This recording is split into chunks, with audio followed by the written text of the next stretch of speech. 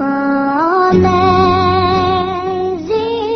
grace, how sweet the sound that saved a wretch like me.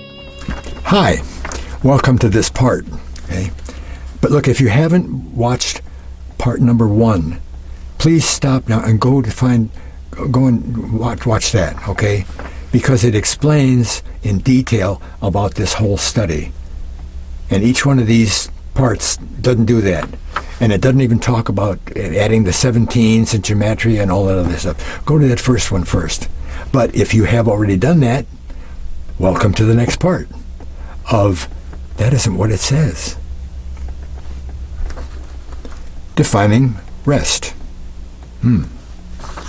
The word rest is one of the pivotal words for Christians. Okay? It helps answer the long debated question regarding the keeping of the Sabbath. Rest, keeping this, you'll see. It's going to take a while, but you'll see. Okay? This has been one of the most controversial issues in Christianity for centuries, right?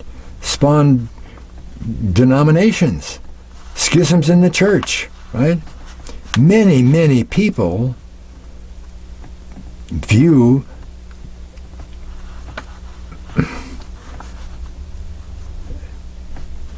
the idea that we have to keep the Saturday Sabbath. As commanded by God on Mount Sinai, if you don't keep the Sabbath on Saturday, well, Paul, it's part of the law. Paul breaks that old bond, that old law, by explaining rest. We'll get to it. And then telling us that our rest is now faithing.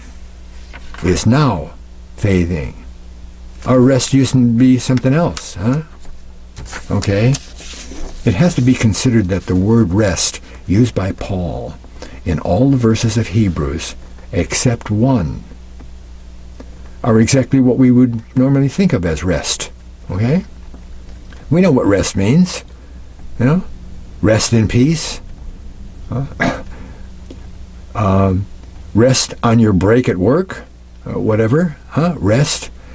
But what I want you to do is fill out the word rest on both sides, because you're resting from something and you're resting on something.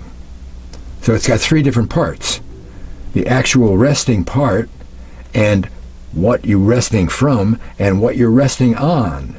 Not the rest itself, but what you're resting on. See? But that's important in understanding what we're talking about here with rest. Okay? So 10 of the 11 listings in Strong's are exactly what we would think of as rest. Yeah? But that one is a totally different word. I wonder if it's a verb. Okay, the word rest is 2663 in Strong's, okay? And it's the Greek word, it's a compound word, katapasis. Kata is one word, pausis is the other word, okay?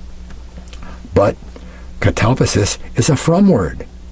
So we have to go to the from word to find out what detail we don't know about yet, okay? The from word is 2664 instead of 63, so it's real close, see? And the word is kata pau. Remember I mentioned pau at the beginning, okay? 2 words, kata pau. And you can readily see how these words are virtually the same. So kata pau is compound word, right? 2664 is from 2596. That's kata. What does that mean? Finality. Uttermost. Done. Final. Nothing. Okay. The other word, pau, is 3973. It's a primary verb. A primary verb.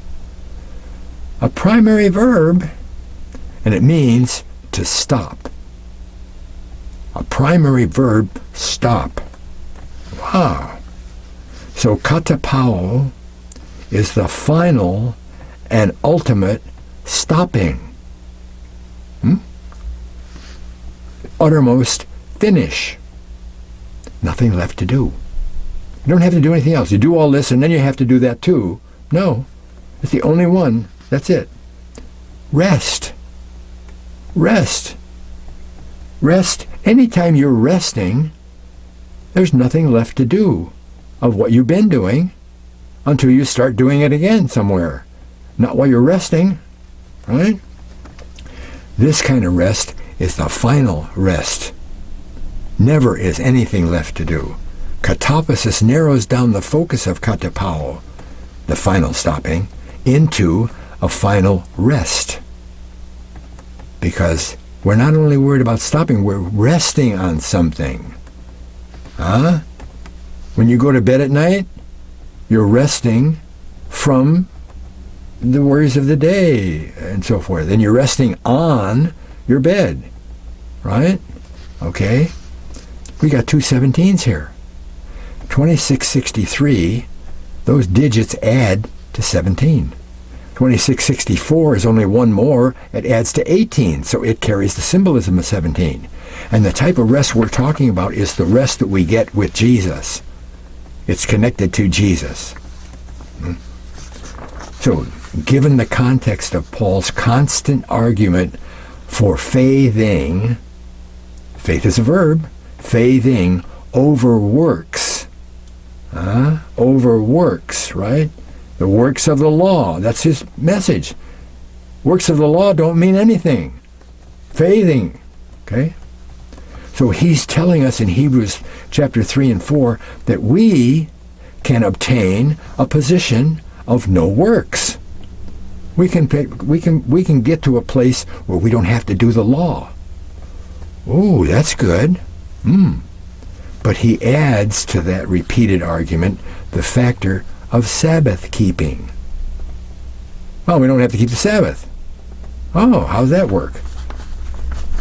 The 9th verse in chapter 4, Paul says an amazing thing, right? But only if you know the original word that he uses, because my King James says the word rest again. And it's not the same kind of rest. It's a different word, right? Totally different.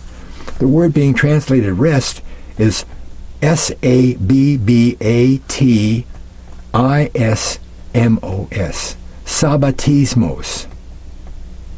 Well, that doesn't sound anything like katapasis, right? And I know you can see Sabbath hiding there in that word, right? Well, actually, I mean, what does a teacher do when they take a year off, a sabbatism, to get a master's degree? They take a word, they rest from what? From teaching. On what? Learning. Right? It's the action of going and learning. Okay? The word sabbatismos is number 4520. And it's directly attached to Christianity by Strong's definition. It says a Sabbatism. Sabbatismos means a single action of keeping the Sabbath. Sabbathing. The King James Version that I have, in the margin, it says a Sabbathing. That's what the margin says. It says rest, and it's got a number. And then you go to the margin, and the number says Sabbathing. Resting is keeping a Sabbath. A repose of Christianity is what the definition says. A repose of Christianity. What was repose means rest, doesn't it?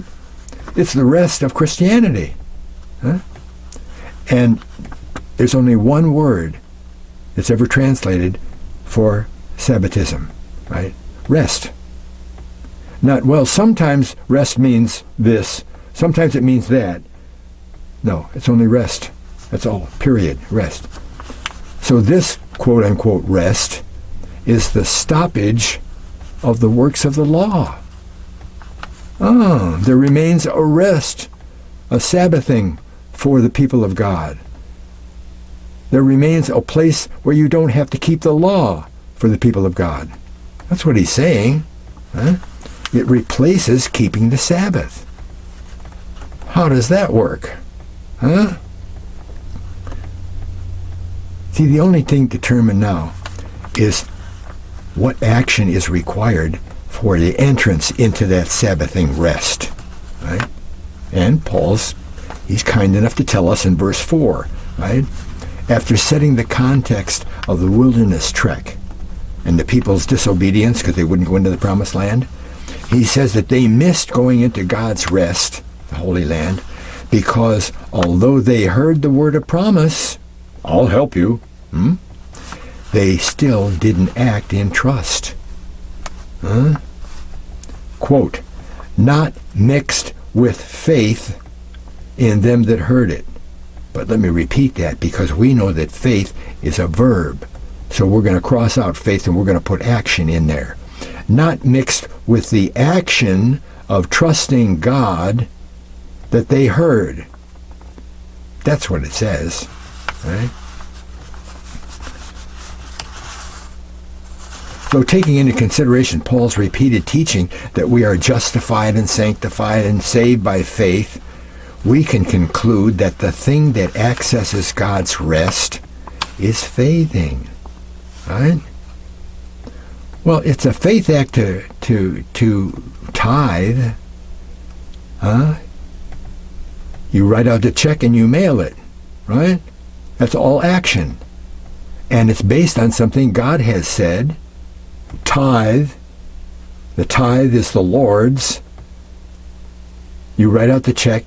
That's an action, and you mail it, and you act on something God has said, and he said he'll put his spirit in your body when you act in faith of him. When you rest on him to make up for what your value in tithing is in the end. Because he always does that. Okay? He always promises more value than you put out. Okay? So those folks in the wilderness wouldn't act on the word of God that he would help them secure the promised land. In spite of the walls, and the large population, and the giants. Oh, the giants. So actually, they didn't rest twice, because they didn't act on going into the promised land, and because they didn't do that, they didn't rest on God. So they didn't get the physical rest of their travels in the Holy Land, and they didn't get the Spirit of God looking at them as righteous because they went in anyway, and he would help them secure the promised land. Right? Keeping the Sabbath is the same class as keeping all of the other laws, isn't it? Sabbath is one of the 10 Commandments, right? Out of which all of those over 300 laws are pulled out in different aspects, right? Okay. One of the reasons that God had those Israelites living by those laws, commanding them to keep those laws, and not by grace like he says we get, Paul says, is that he had to teach them to trust him. He had to teach them. They lived for 400 years in a God-infested environment. The Egyptians had a god for everything, right? God does this in the Bible too, right? He acts in a way that says, your God is nothing. He does that over and over. They had a God that protected their crops from locusts. And God just sent the locusts instead of in the face of their God and wiped out all their crops, right? Every one of those 10 plagues had something to do with a God that they believed in and they sacrificed to, right? Right? So he had to teach them to trust him, right? Here's one of the ways, right? He told them that every 7th year they were not to plant any crops. What? What will I eat? Huh? Ask some farmer about that. He might say, well, yeah, that would be good for the soil, but what would I eat? Right? Well, God told them what they would eat. He promised them to give them more than they gave. Right? Huh? He said, if you do this, I'll give you 3 times the amount of harvest on the 6th year, and you'll have food for the 6th year and the 7th year, and when you harvest the 1st year of the next cycle, you'll still have 6 years left over. Yeah, he does that. Same thing with work. Oh, if I don't work on Saturday, well, I won't have enough money, and okay. God was always giving them ways to trust him with what he says, so that when the important stuff came, they'd trust him and overcome their fear and do it anyway and be saved. Right?